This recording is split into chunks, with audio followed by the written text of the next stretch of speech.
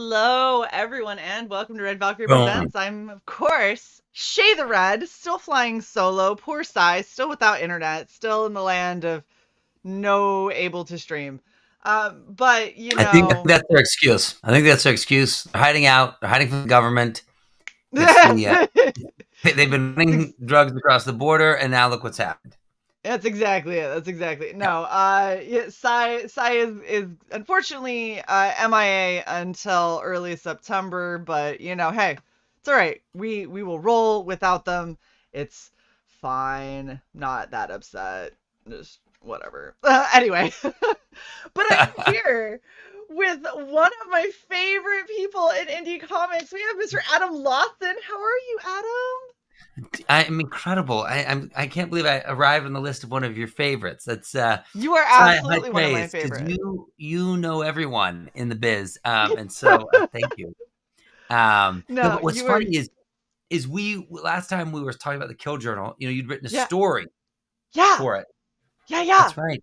This was Shay's writing. Is it the writing debut? I guess published Yeah. debut, The right? the Oh, there it published is. published debut. Yep, look at that. Oh, she went Look at bold with a single word name, Shay. Wow. Yeah. Yes, Um, look at that. yeah, in fact, it's Oh, funny because so I was cool. kind of debating when building this standalone story.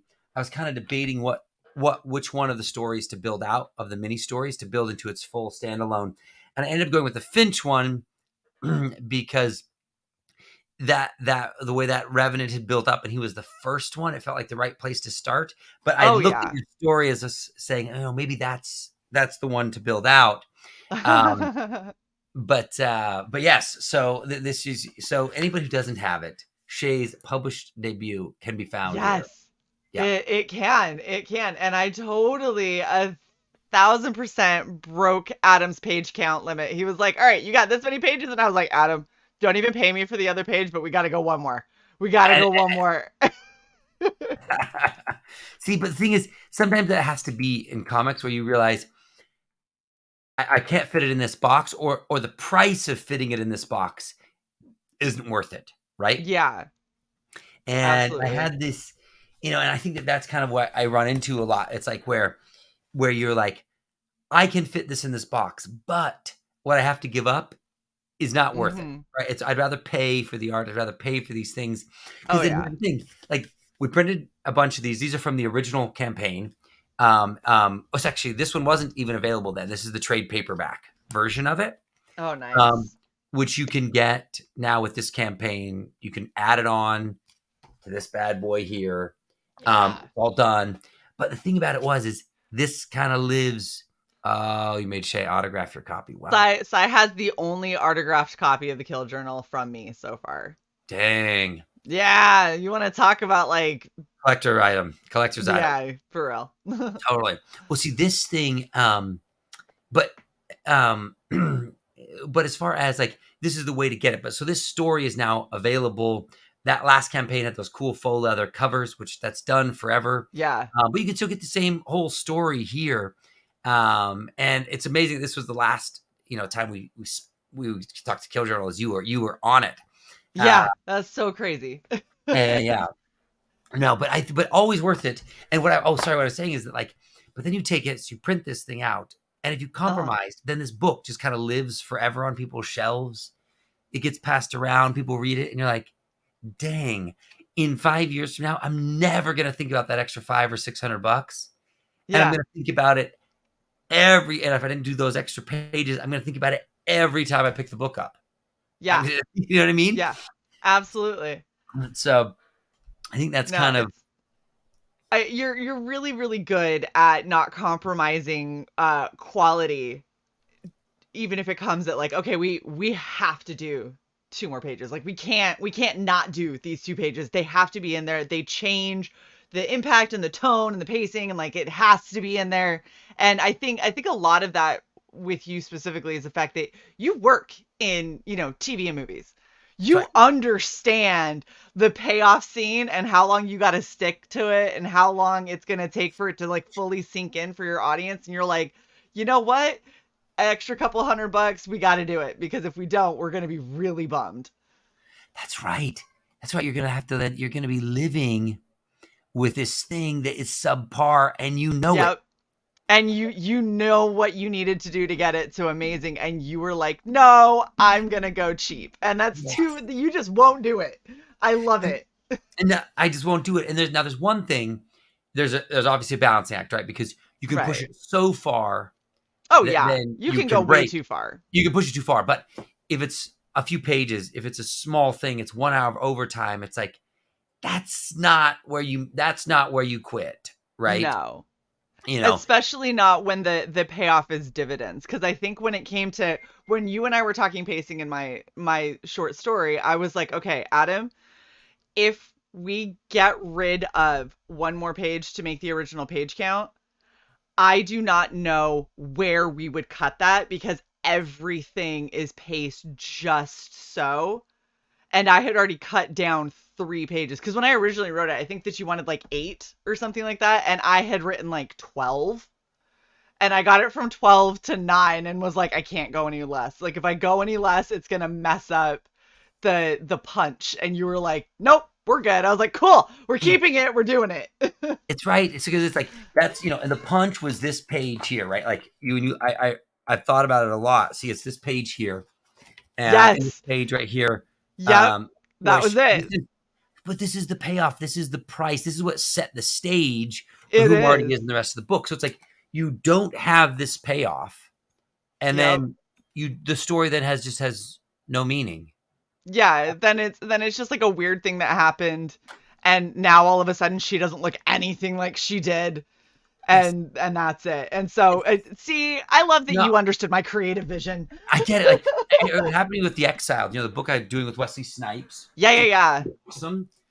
It's been out in regular Oh, retail. so cool. Yeah. We've sold over 100,000 copies, which is crazy when I even think about it. But Wow. issue 6, there's this grand reveal. And my artist, unfortunately, just had fallen behind. We were under crazy deadline. I'm behind with backers. It's all those things, right? And it's also got to get to press or we get fined. And this panel comes in and it's like, this is the reveal panel. And it doesn't work. It doesn't quite Oh, work. yep. And it's like, we've been waiting this is issue 6. We've been waiting 5 issues for this moment.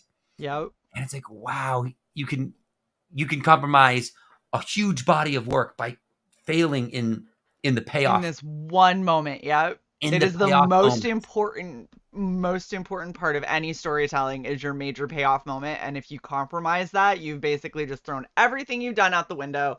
Totally not worth it. Don't skimp on your payoff, people. All right. Skimp elsewhere. You don't need that much backstory, but you need the payoff. You need the payoff.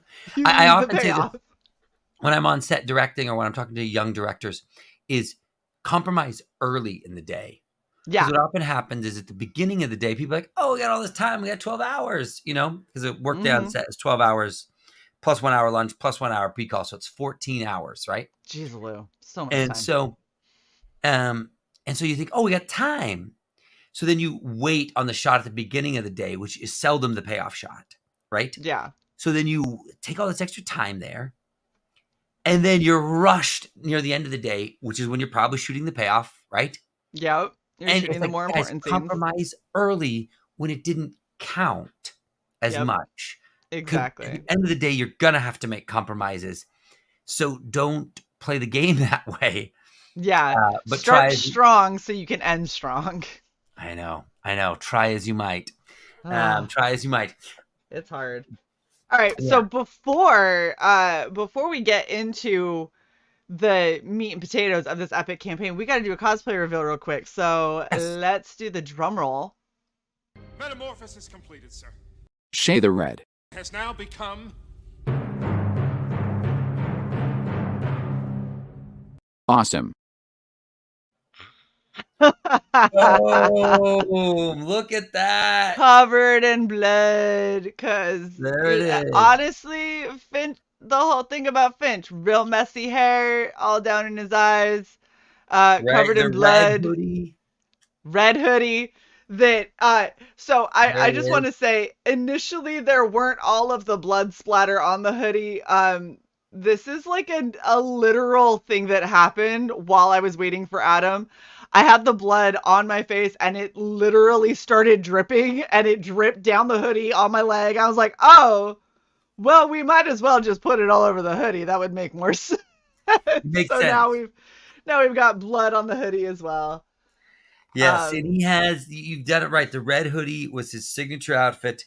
And then, of course, yep. in here, he tears it off when he's battling Yeah. with the Crispy. Um, but yes, I love that cosplay Yeah. choice. Yes. Well, I mean, it was this or a priest, and this felt more doable and less sacrilegious, so we went with this one. Look at Sai. Sai is horrible. Tear it off, Shae. I no. You're no better. I know. I hate no payoff. No, Yeah, full payoff. full No, payoff. Always full they want it payoff. all. They want it all. All Um, right. So this is what we're here for. And Kill Journal, obviously, Kill Journal's got like a super special place in my heart because it is my writing debut. It's one of the first times I ever had somebody who messaged me and was like, "Hey, uh, I want you to do something creative for my campaign." And of course, it's Adam who Adam and I have met. We've had lunch together. Like we're buds, This is like Adam's my homie. And so I get so excited and I geek out so much every time Adam hits me up with a new campaign. So I'm really excited about this. And I remember reading it was Brian Kriskow who did the backstory in the first, right? that's For right. That's right. So, and I brought Brian Kriskow back to do this as well, so that he because it kind of continues. I included a few of those pages from the main book in here as well. Oh, nice. So that way, that way it can be a full standalone book. You know what I mean? Right. They're in there, and then it continues on the story. But yes, Very cool. so Brian got to continue his work. It's still Maxie. It's still Mike Spicer. Well, and I remember reading it. I remember reading when like the story that Brian wrote, and I was like, I thought I wrote a tragic backstory, but like, good fuck, Brian.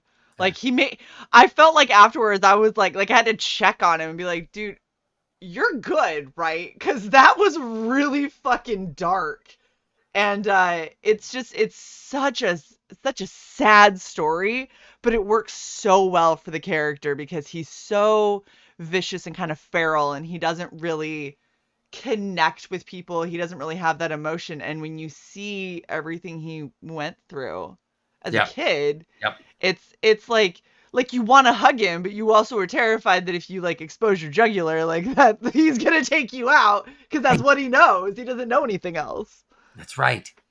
No, I think you said it best, right? That this story, essentially the standalone story, is about a boy who lost his father and a father who lost his son, right? And then they come together to hunt revenants. And for anybody who doesn't know the story, this is, Kill Journal is set in the world of slashers and survivors, right? This is what happens after the horror movie ends, after the last one or two survivors are left covered in mud and blood, and the friends are all dead, and their life has been destroyed, and they try to pick the pieces of their life back up. And so ultimately, they find themselves on St. George's doorstep. Right here, you can see him there in front of his cross. And he offers them some resolve to their trauma, which is revenge. And so I think this is, and it's not necessarily, so you have this essentially at the core of it, a story about trauma survivors trying to overcome this horrific trauma by wading back into the violence, to gain, to change, to essentially take themselves from being, a victim, Right. To a survivor, right? This is kind of open this question up in all the books. Are you a victim or a survivor, right? Right. And that's kind of the core of the question happening. And how are you then going to survive this? Taking control of your life involves hunting these guys down and trying to stop them. And so one of the cool things about all the characters that you have in the Kill Journal is they all have a sense of guilt and shame attached to the fact that they're still around Yep. when people that they loved aren't. And some of it is their own neglect or their irresponsibility or their selfishness. Like it's basically hitting on all of those things that we're told, like, to be a good person, try not to be like, don't be narcissistic, don't be self-centered, try to like be there for other people. And it's like those moments when somebody faltered in that and they ended up paying a price that was so great that now all they have is this guilt and shame. And what they end up finding in the first book is a way forward That's to right. where it's like, all right, if you're feeling that much guilt, just put that energy towards something. Put that, like, that anger and resolve, like, you're not going to die because these people already died and you're the one that's still here. So you have to fight. Like, you have nothing left. You have to fight or this is just going to overrun and your mistake is going to be too great, Totally. kind of thing. So Yeah. it hits on where I am, like when I make a mistake and I'm like, I must make amends forever, kind of thing. Like Right. that's what it's basically forcing these people to do. That's right. You have to essentially make the hard dark choice, right? Yeah. Yeah, you have to make the hard dark choice. And I think that that's what makes this so cool with this story. And I think that it's possessed of sort of two really strong emotions: violence and vulnerability, right? Oh yeah. And that's what sort of makes it meaningful, is because those two sides are there, right? Like you have, as you have this violent side here, and then you have the vulnerable side, right? Mm-hmm. Well, Um, and what's funny is each character possesses that, and they all show it in different ways and at different times. And so Finch is probably one that shows it the least right. because he's had to be so vicious. And like for him, fighting and killing, that's what he knows how to do. That's right. And so he gets put in a situation where it's like, hey, pretty much the apocalypse. Yep. You got to fight. And he's like, yep, I understand this. I know how to do this. And he just dives right in. But he does have moments, even in the first book, he has moments where you're like, oh my gosh, he's like, I feel so bad for him right now. Like you can see it where that little bit of humanity kind of comes through. So getting this extra story where you get a little bit more context to that background and you get to see what got him to be Yep. the way that he is in the first book is really interesting because his backstory is like, fuck, dude, like so tragic, so upsetting. So it's great that we're getting this side of it because even in this panel in the very, like, right here where you can see him sitting in the car, he just looks like a regular teenager, like despondent and kind of unhappy and just fuck, like the world sucks. But his world is not like a normal teenager's world. His world is Oh, very different. that's right. He grew up, 'cause for Finch, for his backstory, he grew up in the dogfighting pits on the Texas-Mexico border. And one day, when a dog didn't show, his dad, who ran the fights, who ran the ring, threw his son in. Yep. And so Finch then had to tear this pit bull's throat out with his teeth. And years later of that, he is almost part animal in a way. And then a revenant comes through, who his dad had a hand in creating, and wipes out everybody in the arena, including his dad. And then Finch is left, wandering the alleys like a stray dog, Yep. looking for some resolution. And here he is, wandering those alleys, right, until he finds St. George, right? Yeah. It's Exactly.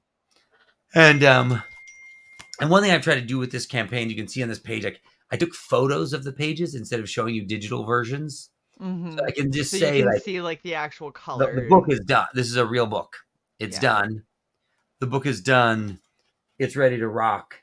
It's got, one of the best colorists in the business. It's got Maxie, who I think is a James Herron in the makings, doing the art. It's got a rad foil cover. It's going to be Oh yeah. numbered and signed. So it'll be the ultimate collector's edition.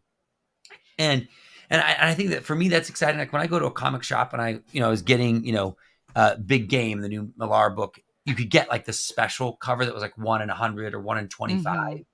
And to get that cover was like $25. And it Right. wasn't signed, it wasn't foiled, and it wasn't numbered. Right. And so it's like, wow, this is like the ultimate collector's item at a price that you can't get anywhere else. And this book is going to go into mainstream publishing, and so you're going to get it beforehand. Awesome. And that's one of my reasons also to show that it's done, is that it won't then get lost and be waiting, and then a publisher is waiting, and then all of a sudden now, we're back in that routine, like the exiled. So, but yeah. Oh, and another thing here, you bring up these, as you're looking at these hidden secrets. So in the book, I've done another thing to throw back to the backers, is that inside of the book, there is a hidden code. So you'll read it once to read the book, and then you read it another time to find the code.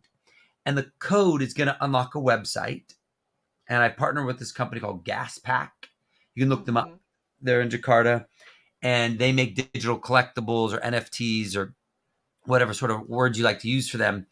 And so you'll be able to go and get an original piece of digital art that will be stamped, on the blockchain, that's just for people who back the comic. So it's like, Very you cool. can then sell that on the open market. So you'll get a special collectible just for you at no cost. There he is, Mr. Student of God. There is no more dicks in this one. I know Shae's a big fan of dick pics, but we cut back this time around and said, terrible. we're gonna have to stop. So yeah, this one isn't as R-rated as the original. Yeah. Just by virtue, I think, of Max's art style and just the nature of the story is different. I was gonna say that I don't know that the story of Finch is really gonna would lend itself to a lot of dicks flying. I feel like that would be gratuitous. It's not the right story for it. Young boy, that's the wrong thing. It is. Yeah. It's going the wrong path. Direction. Yeah, that's not for me. That's not where I'm going with my work. But I do love getting this. It's another level of collectability to those. Yeah. This is, if you're somebody who's into that. If you're not, it's no big deal. You don't need to worry about it. But it's a fun thing. There's a little bit of a game to it. The crooked painters are going to be upset about this. What? It's okay, Chris. It's okay. Go back and read the dicks in the first one and then the blood in this one and combine them together. Yeah. Sai says no more dicks. You picked the wrong channel. LOL. Sai, that's a good one. So here is the and then there's one more thing coming in this book. If you keep scrolling down, because Jason Krager and I guess I should say there's other rad things. There's the patch. Yay! And I know Shae is a lover of patches. And I am too. You can see I've got some Monster MD here. I've got some Bigfoot Bill. I'm all about the patches. They make any shirt, jumper, backpack instantly cooler. So this is the one, and I like to show the real things because I did everything in advance, so you can see the really. I was gonna say mine's like back here. Yeah, I think is this back? No, that's the Deathsworn one. It is right back here though, because I know that I was just looking at him the other day and was like, I really gotta get sewing stuff on. But yeah, I got mine. I'm really excited about it. Yeah. See, I just love having the patch. It's so good. I just love having the patch. So there's the Gifted Rebels patch. If you were somebody who signed up on the pre-launch list and you haven't backed yet, no big deal. If you back, we're going to match email addresses and you get it for free. If not, you can buy it. And then the t-shirt, because, Shae, we both love t-shirts. We love to wear the stuff. We do. Yeah, and so this one, I loved this image so much. I loved this idea of being a survivor, and I needed that on a shirt so you could walk around and let people know whether you're a victim or a survivor. And I think if you're on this chat, you know which one you are. Oh, yeah. It looks so cool. I love how you did this with the dark background and the super like the bright red. Yep. I feel like it pops, it looks clean, and as much as I don't like when things are squared off, I think that you did really good in making it a more organic edge. Yes, Um I don't like it squared off either, Shay. And I was yeah, struggling with that because Maxie did a full version of the face, but seeing the full version loses the magic. So you it lose the does. hard edge. And Yeah. so I kind of went in and, and cleaned up, and made the edges much more frayed and gave it some more sense of organic. So it wasn't just straight lines, Yeah. No, but I think I think that it works on this one. And I know cuz I've got my Psycho Killer shirt right there and everything that you've sent me, and you do good merch. Like we've talked about this. The merch is good. So this is a good way for it to work. The only other way that you could have done it would have made the face way too big and it would have lost something there. So I think this is perfect. I think this looks really good. yeah, I think you're right. Something there. So, and then the other thing coming in the book, because this is essentially 28 pages here in the Mhm. story, is the first 8 pages of Jawbone Death. My next Nice. my next book with Jason Krager. If you want to blow this up, it's always Let's fun to see. see the real thing. Look at Um, that. Jason Krager did the original Kill Journal story, and he and I have another one coming called Jawbone Death. It's about a weathered old biker who has this religious awakening and becomes the avatar of this ancient warrior who gives him the jawbone of the biblical beast Leviathan, and he's got to go stop this evil horde from invading, right? And so it's all things metal, as you can see. And it's Jason doing traditional work, which is another level when he does it. And it's gonna be it's a way I think Jason and I have been off on other things, and this is Mhm. some of that, right? Ooh. You're gonna Holy see, shit. right? Wow. Just that traditional, and it's all done with inks. You can see all the details. It's like you can feel it when you hold it. Like this. This is it. This Krager is is such a beast. dude. When it's in his soul, something happens that just really is different. Oh yeah. I mean, so I got that piece back there that's Krager, the the redhead that's over my shoulder. So that's Oh, Krager. And then over here, boop, right there. That is also Krager. That's what he sent for Sai, that is the girl with the dragon tattoo.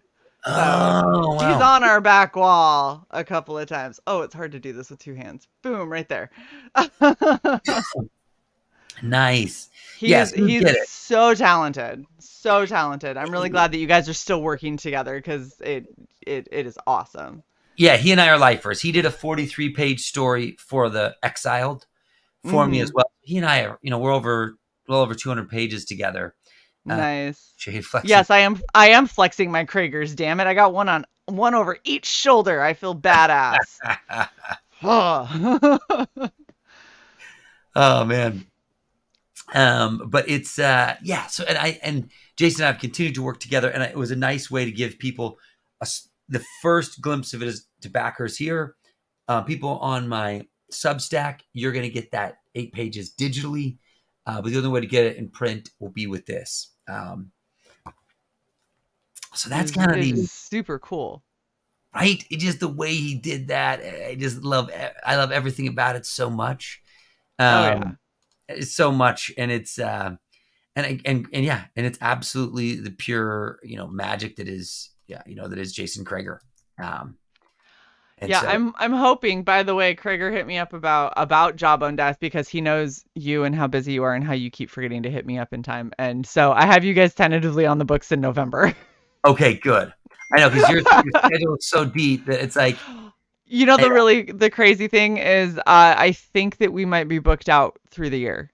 oh, okay, well, Like dang, we might have one or two more shows in December, but Yeah, I'm pretty sure that we're just about booked out through the year. So I'm glad that Jason was like, he's like, hey Shae, so about Jawbone Death, and I was like, I'll put you on the calendar because it's going quick, and he was like, I don't know if we'll be ready then. And I was like, we'll work with it. Like, I'll put you on for now, but if I don't, I'm gonna book it, and then we won't get you guys on because I won't have any spots. No, I know, absolutely. We got to sneak it in. And with that Yeah, one, I'm going to be, I have a child coming, and so I'm going to be kind of not as being able to be in the driver's seat. So Jason's going to be doing a lot of work on the campaigns. nice. Um, but anyways, I'm pumped as can be about that story. That's what will be coming next. And I'm going to try and keep this momentum going where the books are done when they go out. I think I'm going to do I'm going to attempt this with Jawbone Death, where we do each issue as its own campaign, and each one will have a wrap foil cover. It'll be signed. It'll be numbered.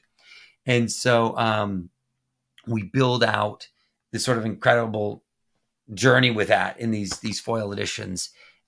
We'll see before, and this, I still sync, traditional publishing with it too. But anyway, so we'll see if that works. I don't know. You guys tell me in the chat. Do you guys like that idea of like backing a book at a time, getting, I'm actually getting 5 of these and being able to be something more immediate and versus like one lump sum later on?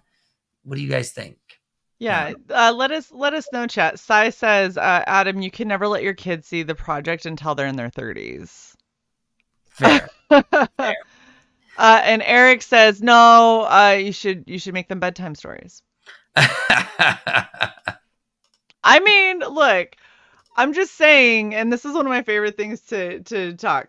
Lug says that her best friend is Jason Voorhees. So Whoa. I'm you all know, about that. and she said, I'm pretty sure she said Jason Voorhees, and that made Freddy Krueger sad.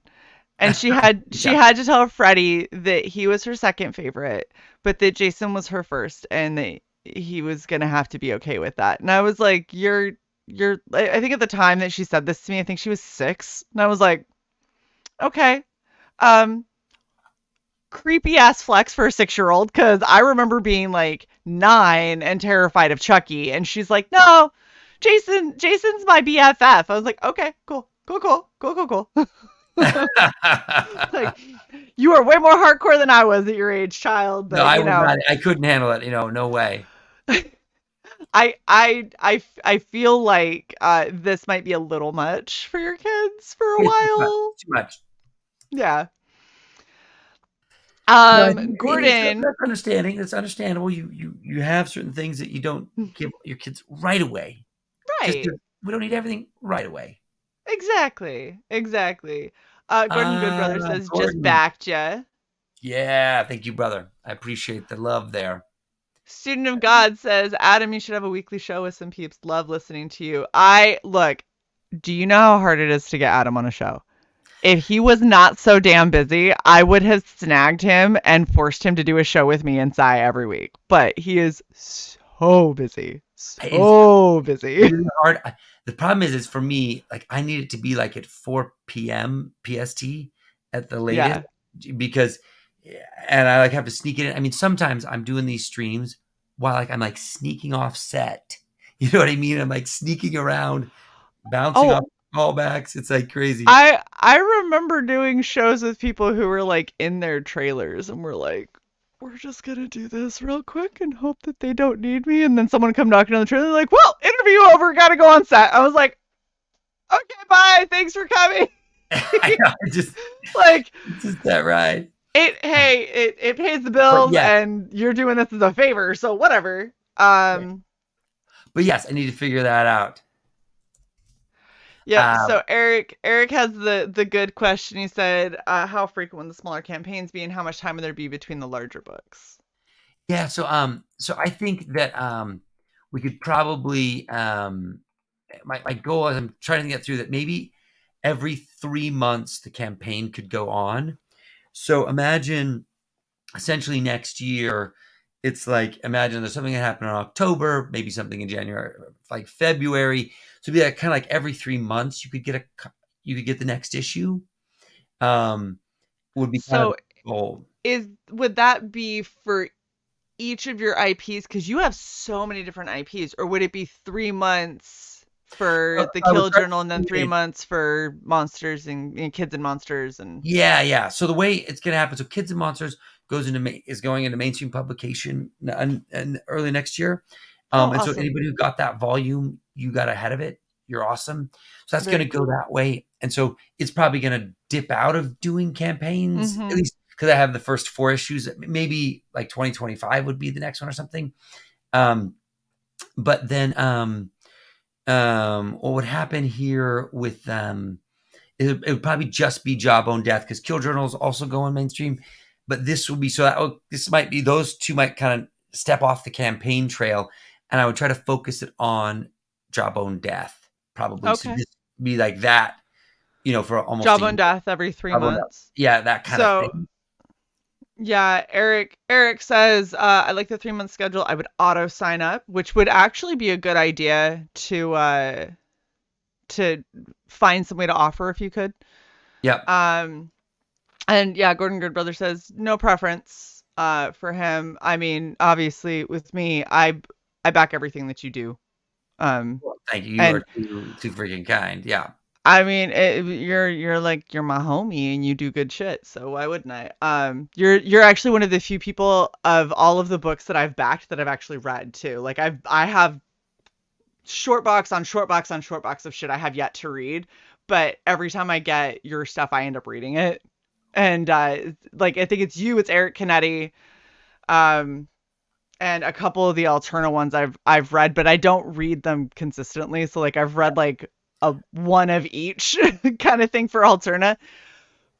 And yeah, I think that's it. I think That that's is it right now. amazing that I made that list because I think It's a very small list. I think that's the hardest thing, right? Is to get people to actually read it, right? But that's the thing is, I think what is if your next campaign, that's why I've been also kind of worried about doing something that is in sequence. Because if people didn't read number 1, can you get people excited about number 2? I mean, obviously you could get back issues along the way, Right. but it's like it's kind of this question I've been sort of wondering myself. You know what I mean? Like, because I agree that that's the thing in comics in general. And my publisher, Massive, they've talked about that. They said, yeah, unfortunately, only about 3 or 4 out, like what are they saying about somewhere between 3 out of 10 comic books in single issues get read that people buy. Oh yeah. So it's only about a 30% read, which is kind of crazy when you think about that. Oh yeah. There's two different areas in comics. There are collectors and then there are readers. Yeah. And you would think that there's a lot of overlap, but sadly there's not a ton because a lot of people who are avid readers don't necessarily care about having collector's editions, and they share them and they beat them up and they whatever. And a lot of people who collect don't read, which Yeah. is terrible. And I hate that I have to put myself in that, I'm in that same area. Right? Yeah. I totally agree with you. Hi, Corey. It's wonderful to see you. All right, let's go through your two your 2 tiers. It's very quick. I like quick for that simple. Yeah. So the first one, the reason I separated it out, so the way it works out is because this is a numbered amount of this book. You need to get so if you want to get this book, back this, and if you also want this, then you add this one on. If you just want this guy, that's the reason I put the 2 tiers here. So this is for some folks who might just want this, and this is a campaign special for like $15, 132 page awesomeness. That's great. You can just snag that there. But if you want this also, you get this for 20, and then you add this on. And they're both all done. These are already at the fulfillment center, which is Critical Blast. And so that's the whole deal. And you can add on a t-shirt. You can add on a patch. I try to keep the tiers as simple, and then you just pick what you want after that. But that's, so that's that's as clean as I made it as clean as I could possibly do it. I like that because I think sometimes when there's a bunch of options, you're like, what did I order again? Yeah, it can get really overwhelming. I'm one of those people that make the mistake of backing something like 4 times because I forget that I ordered, this or I didn't get that, and so I just Yeah. keep adding on to it, which works out in the people's favor. But I'm hitting an area where I'm not able to back like I used to be able to. So that, unfortunately for me, that has got to stop. But Well, the thing is, that's the these one straightforward thing campaigns I'm really excited for. that's the one thing Kickstarter did right over Indiegogo, because everything else Indiegogo did better, is that when Yeah, you come onto a page of a Kickstarter project you've backed, you can it see what tells you've you done. you backed Hmm. this at this level, and then Yep. you can just add more money into that to change your tier. Yep. That's one thing I really wish Indiegogo, is everything else Indiegogo just better from a back end management and like collecting addresses and charging up front, but anyways, that would be good. But Well, this is awesome. So it's 12 more days. Is this going in demand at all, or when it's done, it's done? when it's done, it'll be done. Okay. So This you have this 12 days. yeah. So I have 12 days, and then That's it. yeah. Good. I will get another paycheck so I can back because I want that shirt. Obviously, have to have that shirt. You gotta get And to that shirt. I'm part of this Kill Journal family. I can't back out now. I've got to keep my collection going. Um, this Yeah, looks amazing.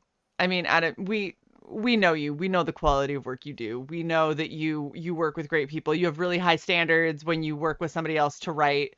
And you make really, really good stuff. So super excited for this. Definitely think that more people need to back it. Really stoked this is gonna go mainstream. That's so cool. That makes me really excited for the future of the Kill Journal. Especially because it's a great story. It's creepy and it's action packed and it's entertaining as shit. It's fantastic. thank you, thank you, thank you, Um, thank you. Eric has one final question before we go. Okay. He says, so he actually has a question about the Exile. He says, will you guys offer a trade or graphic novel for LCSs? Uh, yeah, for the Exiled, that's in May. Yes, it's gonna get a trade. Yep. It won't be what you guys get whoever backed the campaign. You're Mm-hmm. gonna get yours is a supersized edition. It's 11 by 14. It's this beautiful big thing with a ribbon and it's gonna have a cover that's different. So you guys will get something that no one else can Right. get. Yours also is going to have a code in it to get a digital collectible too, like that others won't. But yes, a standard trade will exist. Yep. Very cool. And then Gordon wants to know, will the mainstream book of the Kill Journal, is that still going to have a foil cover? It won't. Wow. The publisher may do some foil variants of it because they've been doing tons of amazing variants. But I can't promise that. That's a little bit on how they run that. There'll probably Mm-hmm. be at cons or some things they do stuff, but I can't guarantee that. But the cover that you guys get, but the cover for the backers will be really unique. But yeah, but it will still be cool. It'll still be the story. I'm sure they'll do something fun with it, and if it sells well, I'm sure they'll do a deluxe edition. So And look at Gordon says good because he backed this, so he wants it.